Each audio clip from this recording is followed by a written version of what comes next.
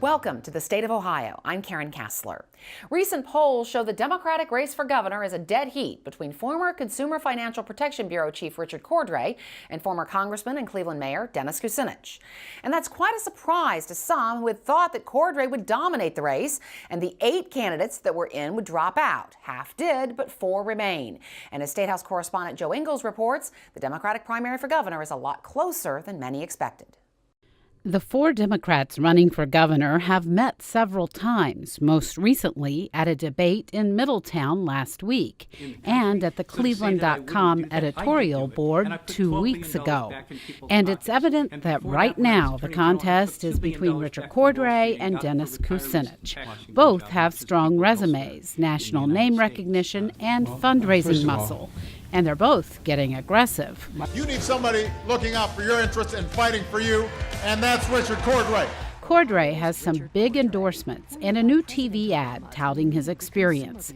And Cordray has also been blasting Kucinich's past association and defense of Syrian President Bashar al-Assad.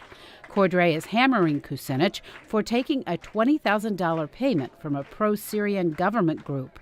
And Cordray notes Kucinich serves on the board of a 9/11 deniers group. Kucinich says he was attending a peace conference and that his past meeting with Assad was in the interest of peace.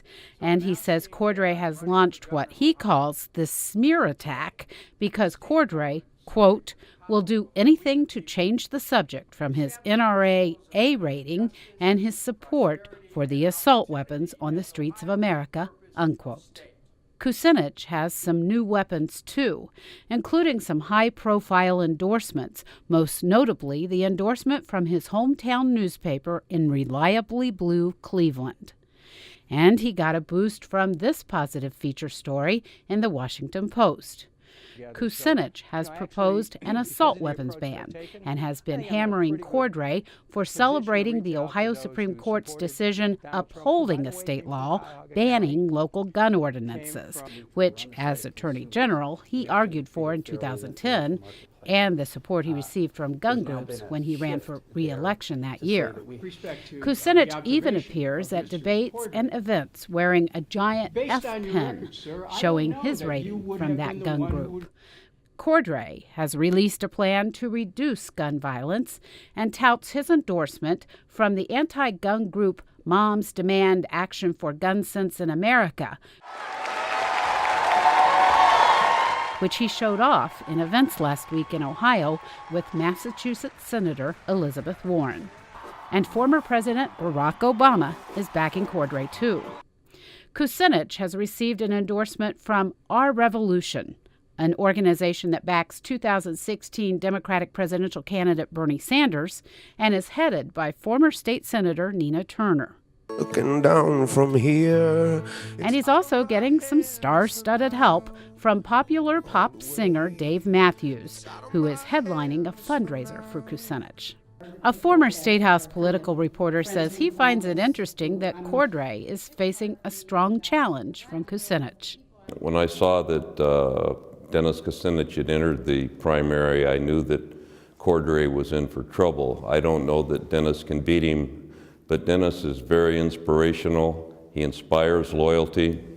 He has loyalty going back to the 1970s when he was mayor of Cleveland, and even before that when he ran for city council. And he believes passionately in the causes that he supports, and he knows how to articulate that support. I'm not sure that those are skills that a governor needs once he or she is elected. But to get elected, you have to inspire people, you have to get them to the polls. And Rich Cordray is a very intelligent guy, 5-time Jeopardy champion, I think, but inspirational has not been one of the ways we know him. There's an adage in politics about who voters would most likely want to have a beer with, and if that's the bar for voters in this primary, Kucinich might have the advantage. But Hershey says it might also come down to a familiar factor, who voters think can actually win in November.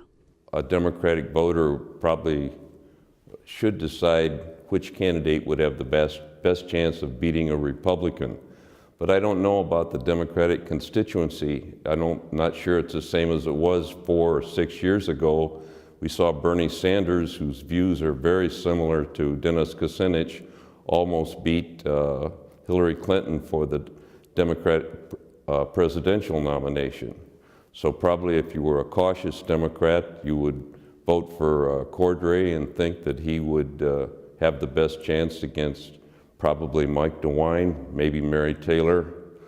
But if you wanted to throw caution to the wind and get somebody that's fiery and might shake Ohio up and maybe would shake the voters up just like Donald Trump did, you could vote for Dennis Kucinich. Bill Hershey says there's another candidate out there that's attracting some of the voters that would be attracted to Kucinich. State Senator Joe Schiavone was the first in the race, and while he's largely unknown statewide and certainly a long shot, Hershey thinks Schiavone could be attractive to some voters who are leaning toward Kucinich. Schiavone has a real legitimate working class affinity, just like Dennis does. I think he was a Golden Gloves boxer besides, coming from the Youngstown, which is a tough area. I'm from Flint, Michigan, so I can sort of, figure out why people from those areas might like Joe. Schiavone has received some endorsements from political leaders throughout the state and recently got a plug from the actor best known for playing a lead role on a hit television show. Hi, Ed O'Neill from Modern Family. I know the last thing you guys want is some actor to tell you how to vote. But when it comes to wanting what's best for Ohio, I don't have to act. I was born and raised in Youngstown, and I think Joe Schiavone will represent all the people of Ohio. The other O'Neill in the race, former Ohio Supreme Court Justice Bill O'Neill, has kept a very low profile, doing almost no traditional campaign events and rallies. O'Neill has landed some blows in debates when he's targeted Cordray. And he made news last year when he posted about his sexual history on Facebook, which the Democratic Party admitted it was deeply concerned about. And before he resigned, lawmakers who said he shouldn't be running for governor from the bench threatened to try to remove him. But O'Neill says the negative press isn't why he doesn't have any endorsements. No, I have sought none. I have sought no endorsements. I've put 15,000 miles on the car in 3 months, and I'm going everywhere, but no, I'm not seeking endorsements. Unlike the Republican Party, the Democratic Party has said it will not endorse anyone before the primary. Endorsements in and of themselves might not matter much in some races, but in this race, they just might. Thanks, Joe.